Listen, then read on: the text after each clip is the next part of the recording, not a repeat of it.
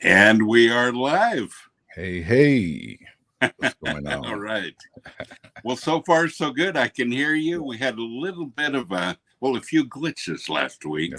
Yes. But it looks like we're doing good. And, it's been a very interesting week. It's been a big week in the news, James. That's right. A lot of decisions that impact our country greatly, with gun laws handed down from the Supreme Court, Yes. with the decision of the reversing of Roe v. Wade. Man, it's been a week, been a good week. Yes, a blessed week. Absolutely, a monumental week for the folks in the United States. And it's stirring a little bit of controversy. Not everyone agrees on these decisions. And, James, it's kind of, I think about our podcast here, The Odd Couple, and how you and I are best friends. Right. We get together every week and we have such a great time together, and we really are great friends. And we share a lot of things with each other. We're the most unlikely friends. And James, Correct.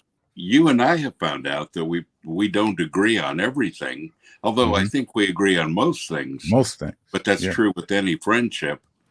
But, unlikely people can get together and become great friends. And when we look at all of these issues that have divided us for so long, I was sitting in protests in 1974, protesting the Roe versus Wade decision. And that's been a long time ago. But almost 50 years ago. Wow. But I've watched so many things generate, but I've watched especially people take sides against each other. Sure. And no matter where you are on this particular issue, and we could spend all day talking about it, but all of these things are an opportunity to come together, to begin to do what you and I do, James. Sometimes the most unlikely people with differing backgrounds and whatever come together, and you, in the name of humanity, in the name of Christ, and goodwill, you begin to become friends. Sure. And that's what is needed. Even with differences, even with disagreements in things, if we could do it with respect and love for our fellow man, even we don't agree. Yeah. There are many things in lifestyle choices, things that I don't agree with, but I'm going to love people and I'm going to respect people, and so, if this issue too, it could be handled the same way. You've heard me say it before. What needs to be channeled in this, in the equation, is humility, man, and we have to humble ourselves. Yes, absolutely. Hey, David said we're the odd dudes, man. Absolutely. All right. Well, folks, if you're checking in and if you're watching us, we'd like to hear from you. We'd like to say good morning to you, depending on where you're at in the world. Harry is here. Good morning to you. Excuse me, Henry. That's Henry. Yeah. Good morning, Henry. Good to see you. What's up, bro? Awesome. And Bob. There's another Bob. There's two of us in the world. All right. Great. Kara's here. She's a great supporter and she listens to pretty much everything we put out. I appreciate that. Yes. Roman is here. Good morning. Good morning. Awesome. Well, folks, no matter where you're at, where you're from, welcome. I'm glad that you're here. James, we have David is here. Good to see you, David. Hey, bacon. He says bacon down here in South Texas. Well, David, hey, yes. It's bacon up here too. in Tennessee. Is right, isn't it? Yes. It's a little warm out there.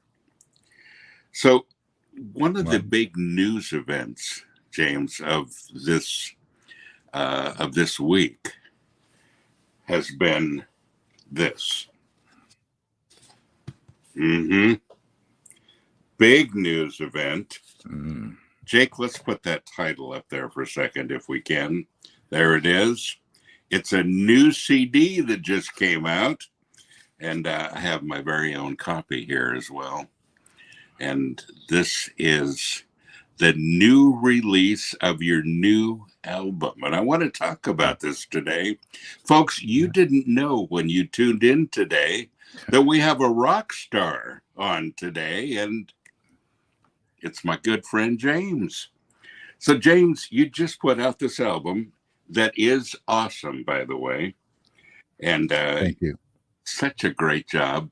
I want to talk about your history in music because, you know, on the album it says minister, and you are a pastor, veteran, you have a PhD, you are the chief of police, and if that weren't enough, we add musician and rock star to this too.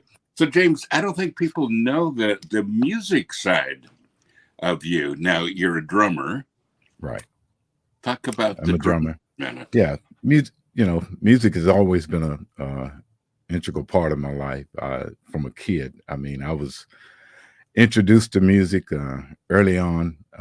I used to be the entertainment for my dad and mom when they would have people on, and this was back in the James Brown's days. And even as early as 2-year-old, man, I was just always, around it and always loved music. Matter of fact, one of my sayings coming up, it was, hey, you could break in my house and steal, take everything.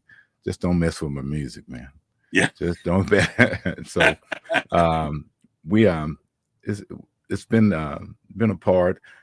Early on, though, I've told you before that we were like brought into the church. We didn't have a choice as kids. We started out in the youth choir and the singing, in the little kids choir, and worked our way up. Had a family group as well, and from there, about the age of 9, I joined a mass choir in the Nashville area, which was made up of people from different denominationals, different churches and everything. And at one point we had, close to 200-300 voices. And, again, played drums and things, but never really, I led some songs, but never really had a project like this. Closest I've been to this is my brother, Dara. He's the one that recorded and had a Christian CD, and he and I did a duet on one of his songs, on one of the songs, and on his project. But that was some years ago, and so he's working on his second project now. And so this opportunity, I was asked by a friend of ours, Don Porthris, to come and without prayer about being on this project. And so it's been great. Don is a rock star. Yes. Don has written music for Sheryl Crow. He's written music for Willie Nelson, several Willie. Yeah. And chances are that some of you are singing some of his worship songs in your church. He's written a lot of worship. He's written great songs. And Don is a good friend to both of us. But man, he's the man, isn't he? He is. He's very when people was asking me, I was telling them about the project, and they were asking about who you're writing. And when I said Don Portress and Leslie Satcher, they said, "What?" Because they're heavyweights in the industry. So it's been a fun. Yeah, when he asked me about it, to pray about it, part of it is a podcast as well called Coffee with the Chief. The setting is we're in a diner and we're sitting it around, and I'm telling stories from my policing career, and from those stories we've written songs inspired by those stories, and so this is how this came about. So this is really your stories as a police officer, correct, chief of police, and some things that you've experienced, and it's excellent, and the music is excellent, and how cool that you had two of the greatest guys, writers and producers in music, to work on this. I don't know if you ever knew this, James, but when Don Portress was first starting out, one of the jobs that he had was at the Grand Ole Opry doing Willie Nelson impersonations. Did you know that? And I did not know that. Yeah. And dude, if you've ever heard him do a Willie Nelson impersonation, he nails it. You could close your eyes and swear that Willie Nelson was right there in the room. He's got it down. But he did that early on in his career. He did the Willie Nelson impersonations, but then he went on to work with Willie, which is I call Don Mr. Smooth, because if you've ever been in worship, and he is the worship leader at Abundant Life Church here in Mount Juliet, just to usher you into the presence of God, and his voice, man, is just awesome, just amazing guy, man. Yes, very talented guy. Well, so you put these songs together, and you put them together from your experiences, James. So how much of that kid that was in the mass choir and singing choir in the church, and how much of that experience do you feel like kind of prepared you for this album, or did it? It did. It did. People ask me, well, you sing, I'm a pastor that does some singing within the church realm, and, do some solos and things like that, and worship. But I tell people I'm not an entertainer. I'm a worshiper. That's who I am. And so in that vein, it was good. And one of the songs, one song on the CD is funny. It's not about the policing.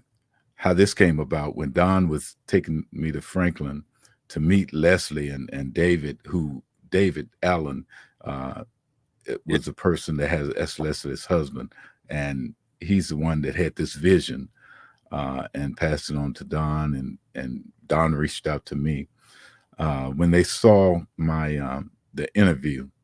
Don said, showed them the interview when I was on the Huckabee Show. Yes. And they said, that's who we want right there. And so that's how that came about. But when we went out we would go on Wednesdays. I would take vacation days, and I would go out, and every Wednesday that we went out to meet, and then we went out again, it was raining. And so the next Wednesday we went out, and Leslie, she calls me preacher. She said, "Preacher, you ready to start writing?" I said, "Well, the first song we need to write is Rainy Wednesday." She said, "Let's do it." And Dawn hadn't got there yet, and she and I wrote that song, Rainy Wednesday, awesome, that morning. And but the awesome. rest of them are inspired by different. Not all of them follow the whole storyline, but they're inspired by the things that have happened or discussed by the stories. Yeah. Now you have a song that was inspired by your granddaughter. Yes, she's on there with me. She's singing. Erin is singing a duet with me, and that song, "Talk About It Now," stems from, I was on third shift patrol and patrolling around, and we have a cemetery that's in the area, and I went up in that cemetery drive around checking it because somebody had done some vandalism before. And so in going and checking that, something caught my eye to the right, and it was a guy that was under a tree and end up having a gun, and he was considering taking his life. Oh, wow. And so Leslie said, well, preacher, what did you do? I said, well, just talk with him. And more than that, I listened to him and allowed him to talk. And once we talked, long story short, I had, just like Christ did in script, there were some other law enforcement personnel that was there, and they wasn't as patient as I was. And I said, what do y'all want the man to do? To kill himself, or you want him to shoot at us? So y'all want to shoot him? I said, I tell y'all what, y'all just leave and I'll handle this.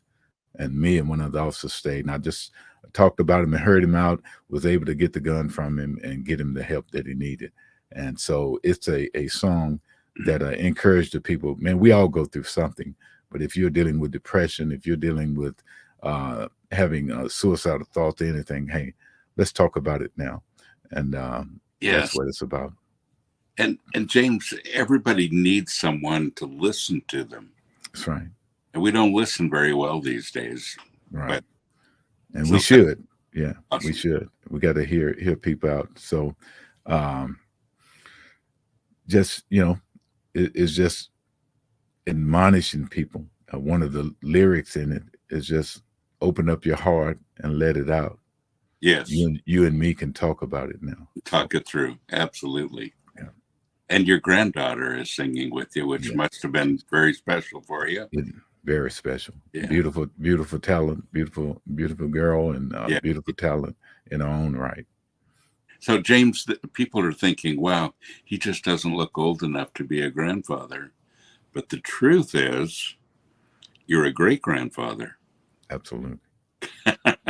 my buddy Ace, 2-year-old. Yes,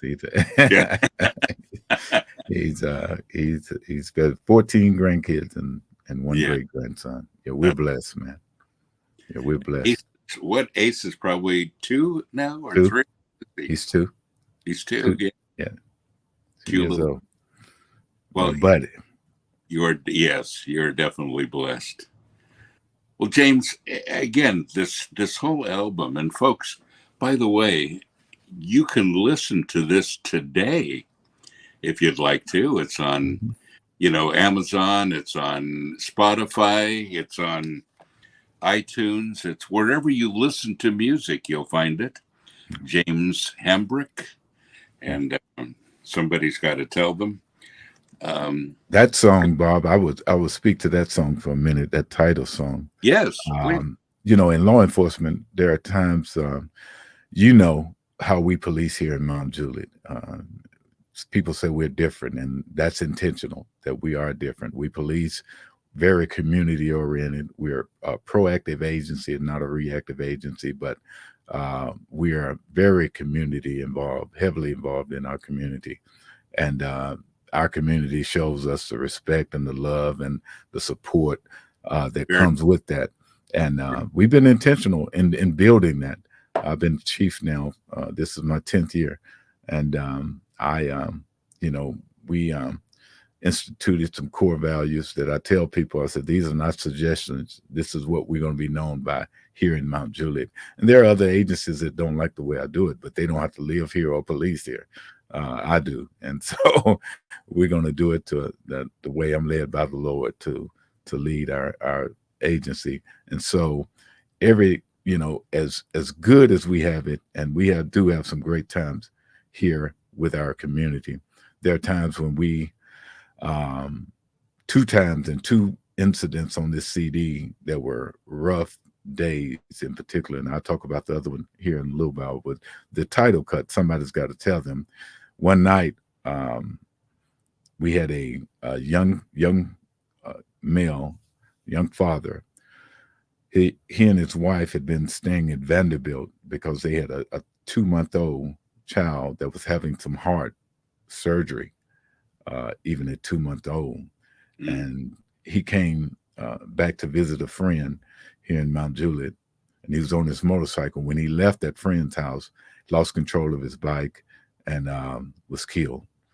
And so even dealing with already what that wife and that mother was dealing with, I had to go to Vanderbilt and to give her the news that now your husband is gone. And so while I was there, then we were making preparations, and I said, we need to get his parents notified. And the sister of the wife, she said, well, I'll call him. I said, no, that's nothing you do on the phone. Just give me the address and I'll go and do that notification.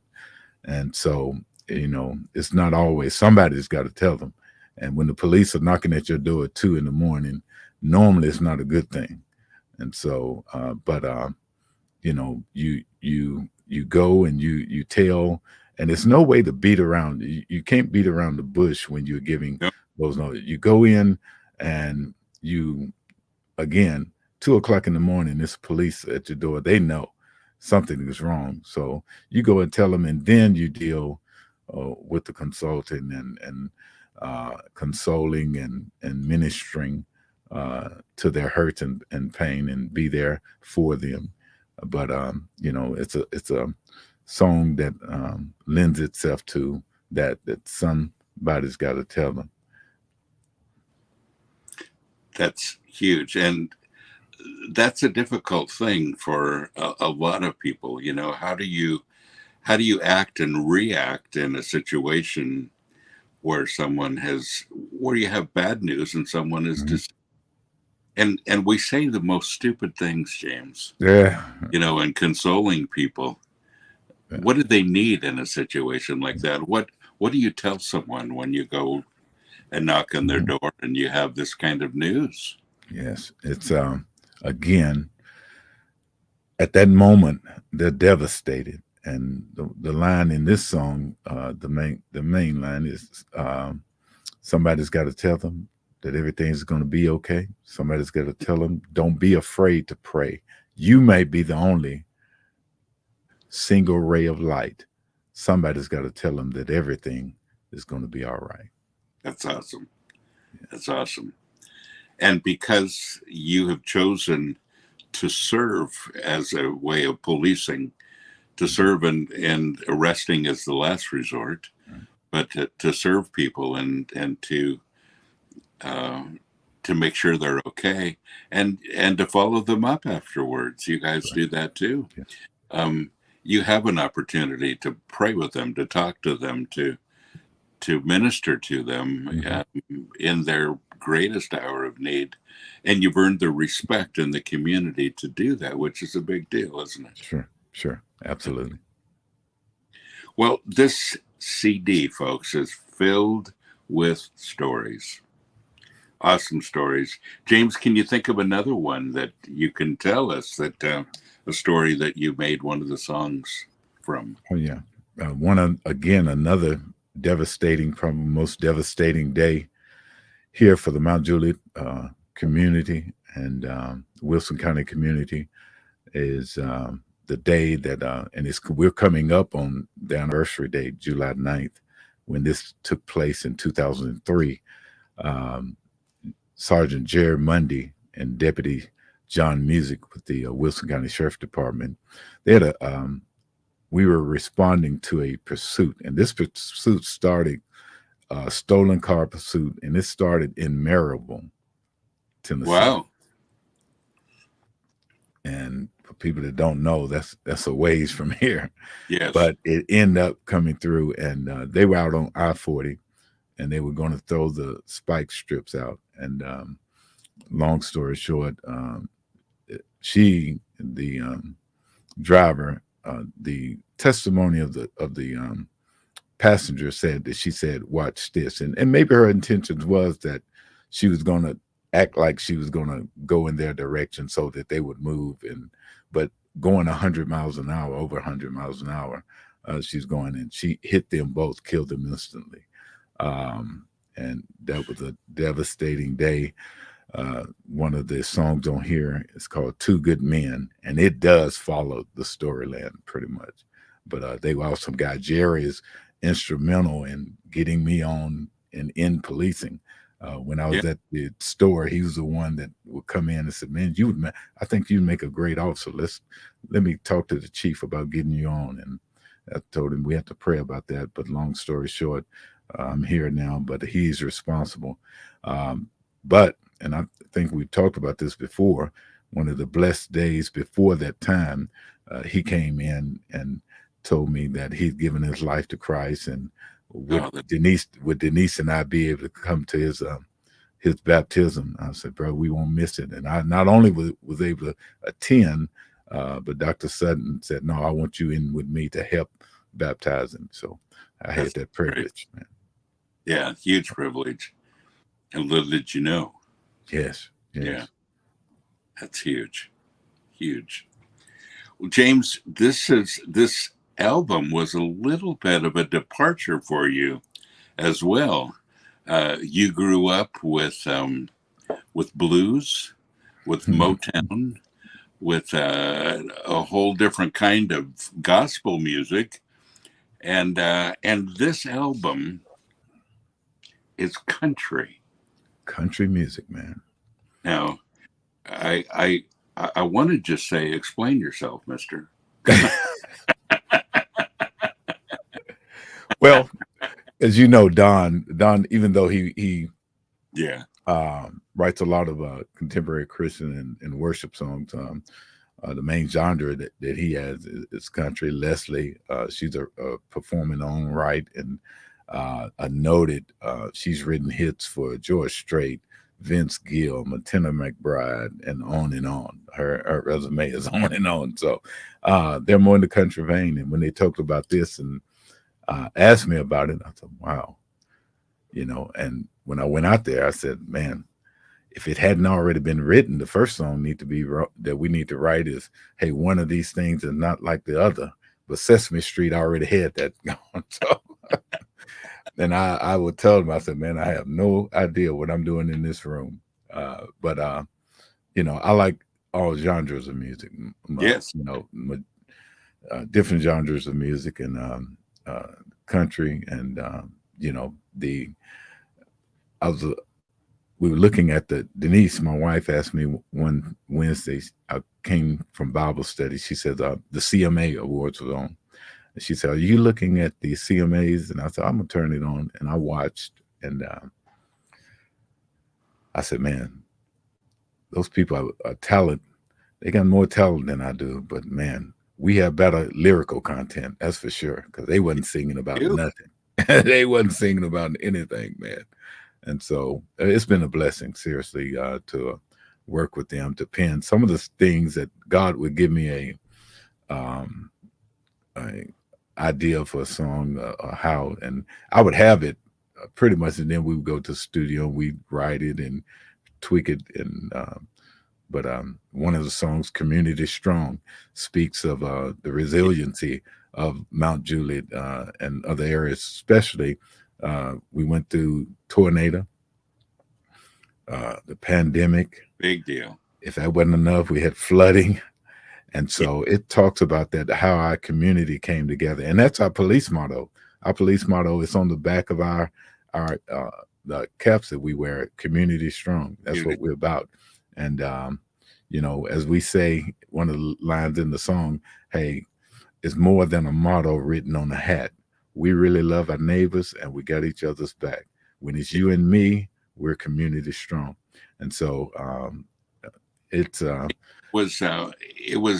I don't think people understand how devastating the tornado was. It wiped out two schools here, but one completely and damaged the other one quite a bit, and a lot of businesses, a lot of homes, factories.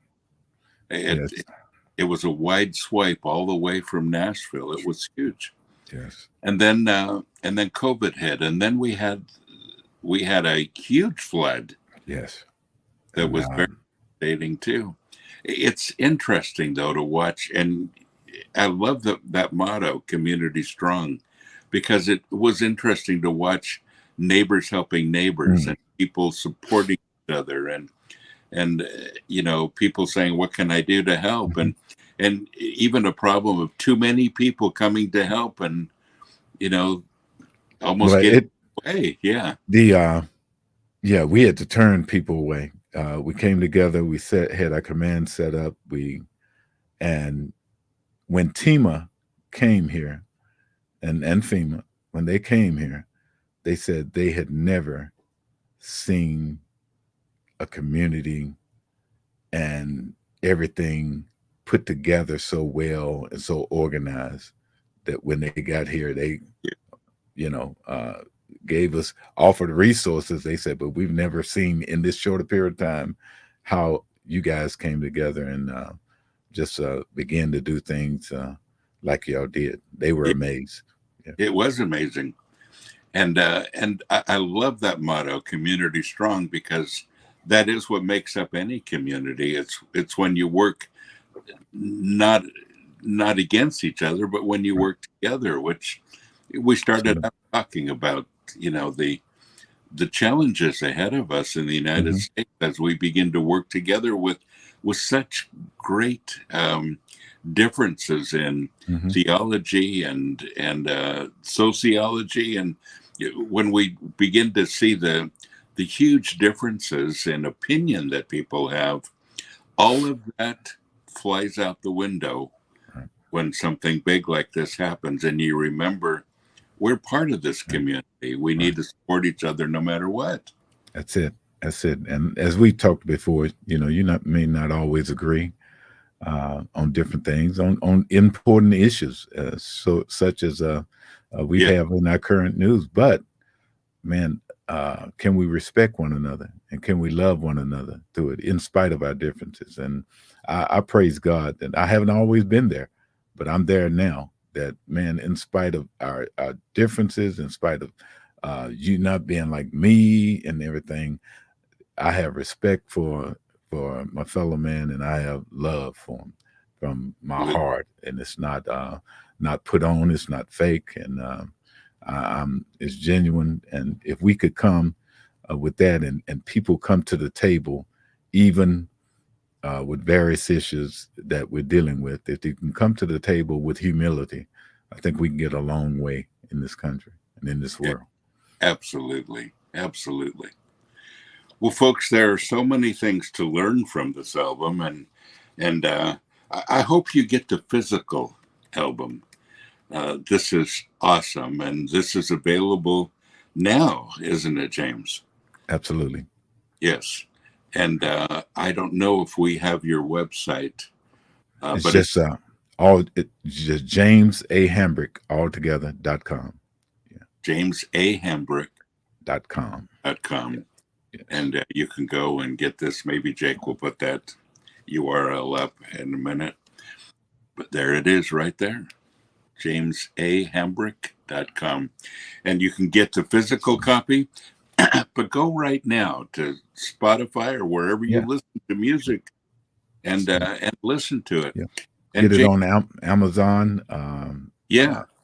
Amazon Music, Amazon Store. You can buy it from Amazon as well. Oh, good. And I tell you, I just appreciate your support.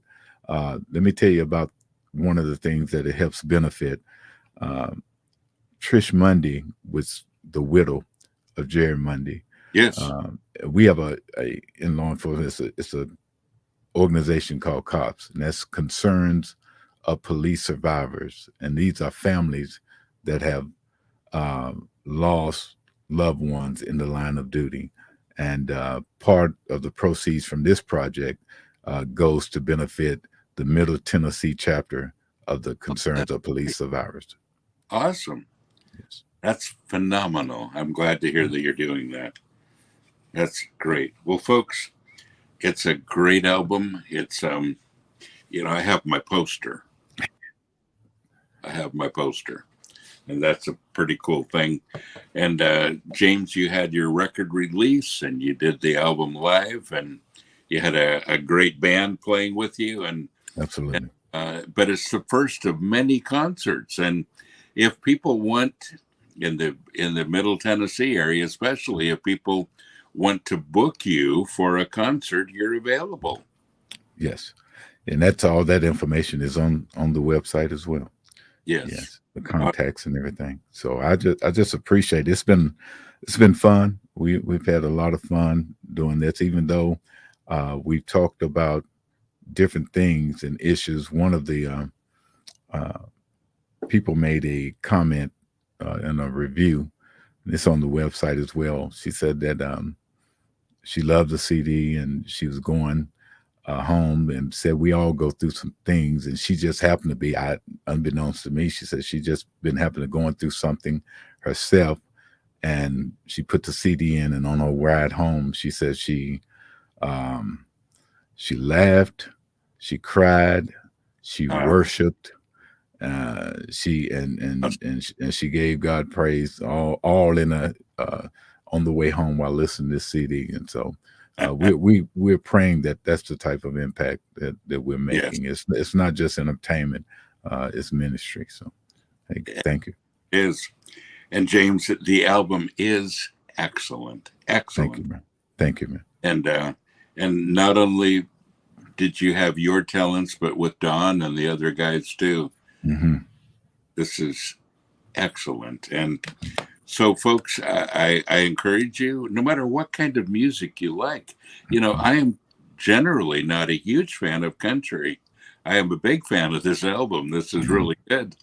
But, people say, James, what kind of music do you like? And I always say, good music. Good music, that's it.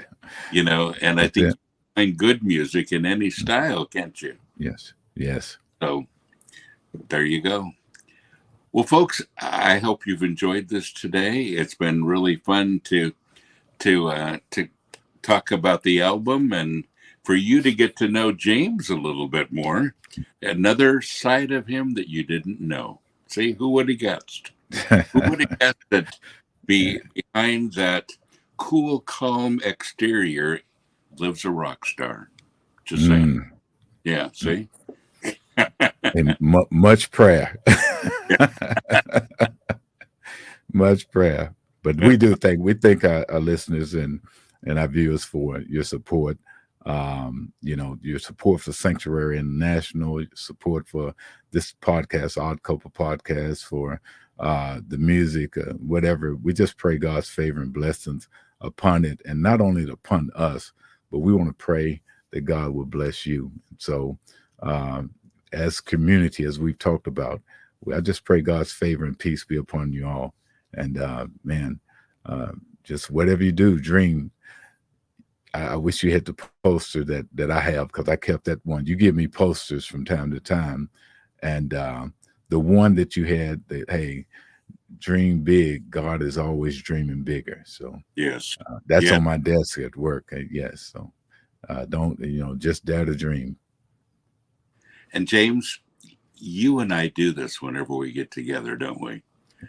We have some big dreams that we want to do together, even that that's right. Haven't talked about with other people, but we haven't been afraid to dream, and that's the best part of serving the Lord, isn't it? That's right. Because I grew up with that, James. That's actually a quote from my dad. And in His timing, in God's timing, man.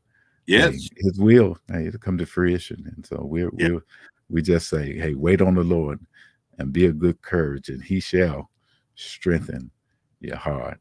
Wait, I say, on the Lord. I love that. Well, folks, be encouraged. Hope you've enjoyed this today. It's always great to get together with my friend James and to talk a little bit about life. Again, you got to listen to this. Do it today before you forget. Go and even if you just have a minute, go to Spotify and at least earmark it so that you can come back and listen to it later or wherever you want to listen. But you will be truly blessed by it. I will say this, one last thing. Not everything is just a deep and a ballad. My wife's favorite song on there is Small Town, Big Problems. That's what we got around here. So, yes. I like that. So how many people live in Mount Juliet right now? We're a town of over 40,000. Yeah. Yeah. So small town, right outside of Nashville, though. So I don't even know what our daytime population is because it's huge. Yeah, absolutely.